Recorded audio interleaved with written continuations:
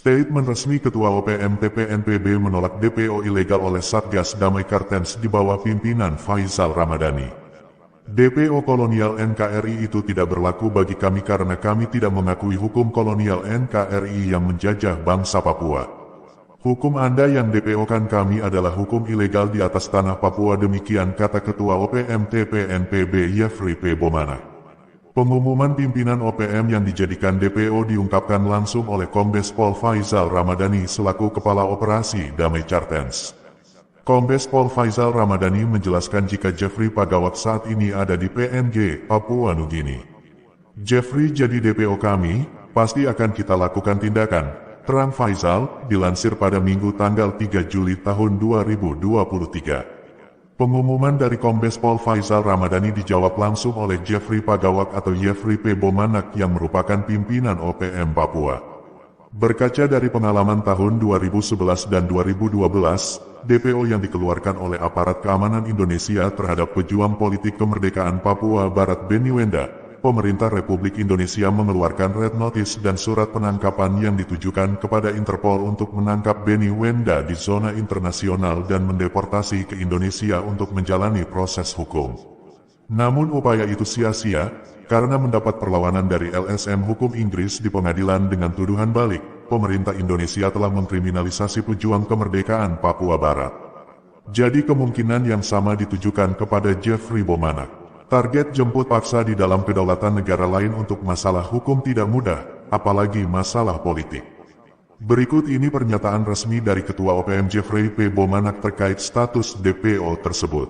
Operasi Kartens memberikan kami sebagai Ketua Organisasi Papua Merdeka status DPO. Kami perlu sampaikan bahwa mengapa Faisal Ramadhani memberikan kami status DPO. Bagi kami, Ketua Organisasi Papua Merdeka melihat status DPO itu sedikit pun tidak ada arti. Jadi harus dicatat oleh Faisal Ramadhani yang memberikan kami DPO, hukum Anda yang Anda install di atas tanah Papua itu tidak berlaku bagi rakyat bangsa Papua, tidak berlaku bagi kami Organisasi Papua Merdeka dan Tentara Pembebasan Nasional Papua Barat. Oleh sebab itu kami katakan bahwa status DPO yang Anda berikan kepada kami sangat tidak ada arti. Entah kapanpun kami menemukan engkau adalah musuh kami dan kami akan tembak engkau. Dan sampai kapanpun Anda menemukan kami, Anda akan tembak kami. Maka itu status DPO adalah level yang sangat tidak produktif. Mereka mencoba saya 27 kali untuk melakukan negosiasi dengan saya, untuk bicara sembunyi dan tidak melibatkan pihak internasional, semua telah ditolak. Kami tidak akui semua undang-undang Republik Indonesia yang mendpo-kan kami. Anda siapa datang di atas tanah kami, mencoba mendpo-kan kami di atas tanah kami, Anda layak didpo-kan oleh kami Organisasi Papua Merdeka. Kami melawan sistem kolonial Indonesia, kami melawan konstitusi pemerintah Indonesia yaitu Undang-Undang 1945, kami melawan Pancasila, kami melawan apapun produk hukum kolonial. Syukur bagimu Tuhan, hai tanahku Papua. Salam merdeka kepada seluruh rakyat bangsa Papua yang kami hormati dan kami banggakan, dan kepada seluruh masyarakat internasional yang tetap konsisten mendukung perjuangan bangsa Papua. Pada saat ini kami melakukan live stream atas nama Organisasi Papua Merdeka dan Tentara Pembebasan Nasional Papua Barat. Ini merupakan live stream yang dimana secara resmi kami sebagai Ketua Organisasi Papua Merdeka dan Tentara Pembebasan Nasional Papua Barat, kami akan menyampaikan statement politik kami terhadap status DPO yang diberikan oleh grup yang disebut dengan Operasi Kartens, yang dimana Kombes Faisal Ramadhani, di mana dia memberikan status kepada kami sebagai Ketua Organisasi sebagai daftar pencarian orang dan juga merupakan target daripada Operasi Damai Kartens. Baik, kami perlu sampaikan ada beberapa hal yang sangat penting di sini yang harus diketahui oleh seluruh rakyat bangsa Papua, bahwa kami akan kembali merefleks bahwa mengapa sebetulnya Faisal Ramadhani sebagai kepala daripada Badan Operasi Kartens memberikan kami sebagai Ketua Organisasi Papua Merdeka status DPO. Bagi kami hal yang pertama sekali yang harus diketahui oleh seluruh media Indonesia dan juga internasional dan khususnya kepada seluruh rakyat bangsa Papua, status DPO dalam sejarah kami ketika kami membangun karier kami mengambil komitmen moral kami dalam perjuangan bangsa Papua, kami telah pernah diberikan status DPO pada 2006, di mana ketika kami sebagai koordinator internasional tutup Freeport. Pada waktu itu kami melakukan aksi yang cukup besar di Jayapura. Kami pimpin menjadi koordinator aksi internasional tutup Freeport dan kami mendapat DPO dari Polda Papua dan sampai saat ini kami ada di sini, ada kembali karena pernah ditembak di Timika dalam sebuah operasi Kopassus dan kami lolos sampai saat ini kami ada bergabung dengan organisasi Induk Papua Merdeka dan atas kepercayaan dan juga karier politik kami diangkat secara resmi, dipilih secara resmi sebagai ketua organisasi Papua Merdeka di markas besar Victoria. Dalam kasus penyanderaan ini, kami perlu sampaikan bahwa mengapa Faisal Ramadhani memberikan kami status DPO. Yang perlu diketahui oleh rakyat bangsa Papua bahwa bagi kami ketua organisasi Papua Merdeka melihat status DPO itu sedikit pun tidak ada arti. Tidak ada arti, ini harus dicatat oleh wartawan seluruh Indonesia bahwa tidak ada arti sedikit pun status DPO itu diberikan kepada kami. Alasan pertama bahwa kami tidak mengakui undang-undang Polri, kami tidak mengakui undang-undang 1945, kami tidak mengakui Pancasila, kami tidak mengakui semua produk hukum kolonial di atas tanah Papua. Itu harus dicatat. Jadi harus dicatat oleh Faisal Ramadhani yang memberikan kami DPO, hukum Anda yang Anda install di atas tanah Papua itu tidak berlaku bagi rakyat bangsa Papua, tidak berlaku bagi kami organisasi Papua Merdeka dan Tentara Pembebasan Nasional Papua Barat. Oleh sebab itu kami katakan bahwa status DPO yang Anda berikan kepada kami sangat tidak ada arti. Kami tahu bahwa Anda adalah kolonial yang sedang menjajah tanah kami, yang sedang membunuh rakyat kami. Entah kapanpun kami menemukan engkau adalah musuh kami dan kami akan tembak engkau. Dan sampai kapanpun Anda menemukan kami, Anda akan tembak kami. Maka itu status DPO adalah level yang sangat tidak produktif dalam perspektif daripada kami. Kami tidak menjalankan Undang-Undang 45, kami tidak menjalankan Pancasila, kami tidak menjalankan semua produk hukum kolonial di atas tanah Papua.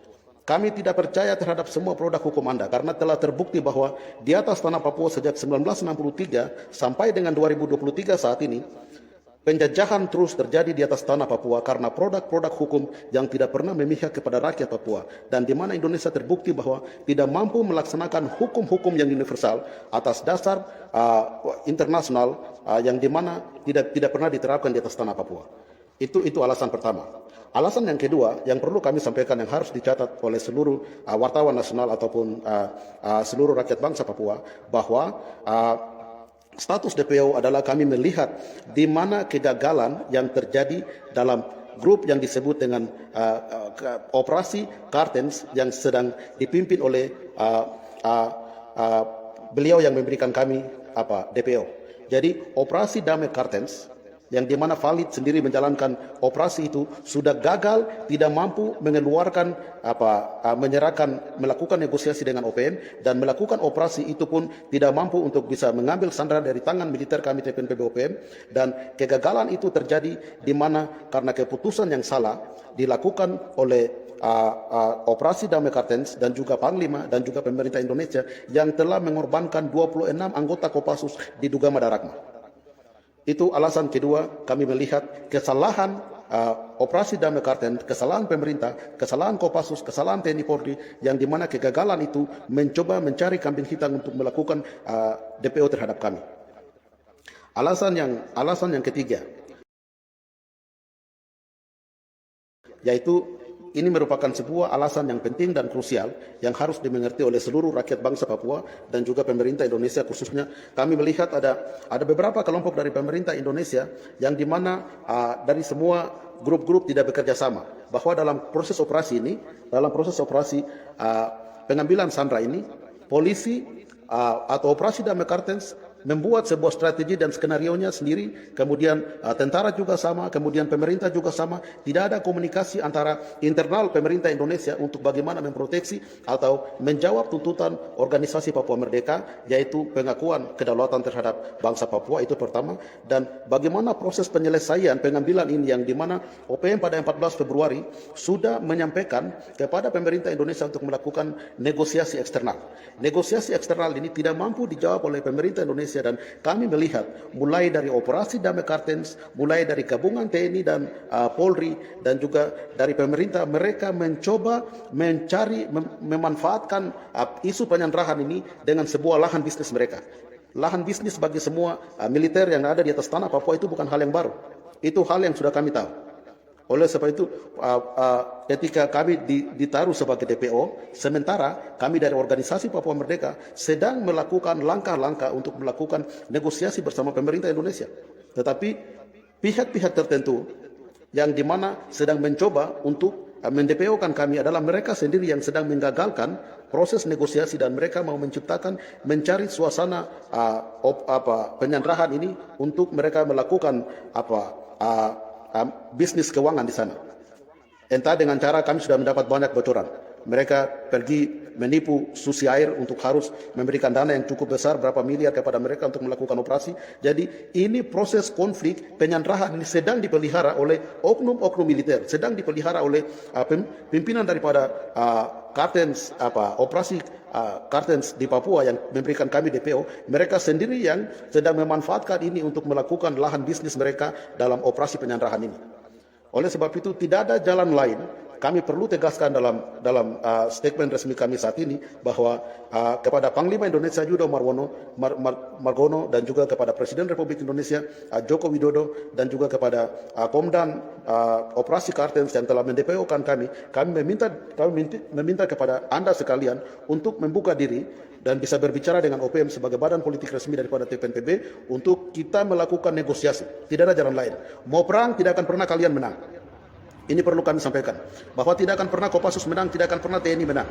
Pasukan kami telah memiliki confidence, tidak sama seperti pandangan-pandangan kalian pada 60 tahun yang lalu. TPNPB OPM saat ini bergerak lebih jauh, memiliki kualifikasi lebih tinggi secara militer, dan secara kuantitas kami dapat mampu melawan siapapun Anda dari kesatuan apapun yang mencoba untuk mengambil sandera tanpa sebuah prosedur yang jelas. Kepada Valid Alhamid yang memberikan kami DPO, Anda perlu ketahui bahwa kami tahu siapa Anda. Operasi Damai Kartens telah memakan banyak korban semua masyarakat sipil dari beberapa wilayah-wilayah konflik yang terjadi di Intan Jaya, di Pegunungan Bintang, di Yahukimo, di Dugama, di Timika, di Mepago, di Lapago, dan penangkapan aktivis Komite Nasional Papua Barat, dan juga operasi-operasi intelijen, penculikan, penabrakan tanpa kontrol, tabrak bebas yang dimana dilakukan di seluruh tanah Papua, tabrak lari, dan dimana tidak ada pertanggungjawaban yang jelas. Itu semua sedang berjalan di bawah kontrol operasi Damai Kartens, di bawah kontrol Badan Intelijen Negara, di bawah kontrol Kopassus. Itu bukan hal yang baru. Kami tahu itu. Oleh sebab itu, kepada Kombes Operasi Damai Kartens yang telah memberikan kami DPO, kami perlu sampaikan, kami perlu tegaskan kepada Anda, betapa banyak orang Papua yang Anda bunuh. Masyarakat sipil dalam operasi-operasi Damai Kartens yang Anda lakukan di beberapa daerah konflik, yang dimana ketika Anda bunuh, Anda menyatakan bahwa itu TPN yang dibunuh, padahal itu masyarakat sipil. Itu merupakan sebuah tindakan kejahatan kemanusiaan, pelanggaran HAM berat yang Anda lakukan. Jika Anda memberikan kami DPO, kami perlu tanyakan kepada Anda, dengan hukum apa Anda memberikan kami DPO? Karena tidak ada satu hukum di Indonesia akan memihak secara jujur, secara demokratik terhadap bangsa Papua. Sejak 1963 sampai dengan 2023 saat ini, tidak ada pernah satu hukum Indonesia yang memihak, yang jujur, yang adil untuk diimplementasikan terhadap rakyat bangsa Papua. Kami perlu menyampaikan kepada Anda, jika Anda mendpo-kan kami, jika Anda berani, saya siap sebagai ketua organisasi Papua Merdeka untuk bertanggung jawab, mengadili Anda atau berdiri bersama Anda di peradilan internasional. Kalau Anda berani, Anda siap dengan saya berdiri di atas peradilan internasional, dan kami siap baku adili di tingkatan internasional. Dan itu poin kami, perlu kami sampaikan kepada Anda, dan Anda harus tahu bahwa semua DPO, proses DPO yang Anda berikan, entah itu kepada panglima-panglima yang lain, entah Anda berikan DPO kepada Egyanus Kogoya, Brigadir Jenderal Egyanus Kogoya, Anda berikan DPO kepada Goliat Namantabuni, Anda berikan DPO kepada semua orang-orang Papua Barat, khususnya dari pihak TPNPB OPM, DPO Anda sangat tidak ada arti bagi kami organisasi Papua Merdeka dan Tentara Pembebasan Nasional Papua Barat. Kami tidak mengakui Undang-Undang 1945, kami tidak mengakui Pancasila, kami tidak mengakui semua produk hukum kolonial di atas tanah Papua. Kami organisasi Papua Merdeka dan Tentara Pembebasan Nasional Papua Barat, kami berdiri di atas undang-undang kami. Kami berdiri di atas konstitusi kami, yaitu Konstitusi 1 Juli 71. Konstitusi yang mendirikan masa depan bangsa Papua, negara Papua Barat, yang mengakomodir semua hak-hak asasi orang Papua Barat secara adat, budaya, politik internasional, administrasi negara, dan segala macam yang ada di dalam Konstitusi 1 Juli 71 yang kami jalankan demi kemerdekaan dan kedaulatan bangsa Papua. DPO yang Anda berikan kepada kami adalah DPO yang tidak recognize, kami tidak mengakui DPO itu dan kami tolak itu. Anda harus tahu bahwa DPO yang harus diberikan, justru kami yang harus mendpo-kan Anda. Anda datang di atas tanah Papua, Anda mengemis, Anda pembunuh, Anda pencuri, Anda sedang melakukan operasi-operasi intelijen, mencuri semua kekayaan alam rakyat Papua, membunuh orang Papua Barat, masyarakat adat Papua Barat, membunuh masyarakat sipil, menculik semua aktivis-aktivis, membunuh aktivis, menangkap aktivis-aktivis tanpa prosedur hukum, yang dimana Anda hanya memakai tameng, KKB, KST, dan segala macam. Kami tidak mengakui semua konstitusi Anda, semua proses hukum Anda yang dimana Anda telah mendepaukan kami. Dengan tegas kami menyampaikan itu kepada Anda. Anda menyampaikan bahwa Anda sudah tahu posisi kami ada di Papua Nugini. Jika Anda berani datang ke Papua Nugini, internasional akan melihat Anda. Internasional akan mengadili Anda dengan hukum-hukum yang universal. Jika Anda berdiri, Anda mampu berdiri bersama kami di peradilan internasional, kami siap mengadili Anda. Kami tahu semua rekod dan semua catatan kaki Anda, semua operasi-operasi militer Anda yang mengorbankan semua masyarakat sipil di atas tanah Papua, membunuh semua orang Papua, dan menipu pemerintah Indonesia dengan operasi-operasi dan mencuri uang rakyat Papua dalam administrasi kolonial di atas tanah Papua. Semua kesalahan dan pelanggaran yang Anda lakukan di atas tanah Papua, semua tercatat dan kami tahu itu. Terakhir daripada statement kami perlu sampaikan kepada seluruh rakyat bangsa Papua bahwa ada satu proses pecah belah yang sedang diciptakan oleh kolonial Indonesia untuk bagaimana dengan cara mereka untuk membawa keluar penyanderaan yang telah militer kami, Brigadir Jenderal Egyanus Kogoya, lakukan. Yaitu Indonesia siang dan malam sulit tidur, ada setengah mati mencoba untuk bagaimana memecahkan telur yang sedang kami jaga. Komitmen awal Brigadir Jenderal Egyanus Kogoya bahwa akan kami menjaga masyarakat sipil yang telah kami sandra. Kami tahu bahwa Philip Martin adalah warga negara Indonesia berkebangsaan New Zealand. Dia merupakan jaminan politik kami yang kami tahan untuk berbicara dengan pemerintah Indonesia selama 60 tahun. Tidak pernah pemerintah Indonesia membuka diri untuk berbicara dengan kami, organisasi Papua Merdeka dan Tentara Pembebasan Nasional Papua Barat. Itu alasan mengapa kami menahan Philip Martin. Dan kami melihat untuk usaha mengambil penyanderaan ini, mereka mencoba melakukan sebuah sistem divide et impera. Mereka mulai membagi sebuah grup yang dimana mereka mencoba saya 27 kali untuk melakukan negosiasi dengan saya untuk bicara sembunyi dan tidak melibatkan pihak internasional. Semua telah ditolak. Saya telah menolak itu semua karena saya mengerti bahwa ada prosedur internasional yang lebih terhormat, yang lebih demokratis untuk membebaskan sandera dan menjawab tuntutan perjuangan rakyat bangsa Papua. Dan proses ini sedang terjadi. Kami di DPO kan karena kami sangat konsisten. Karena kami sangat konsisten, karena kami ditawar dengan segala macam cara, kami tidak pernah tunduk.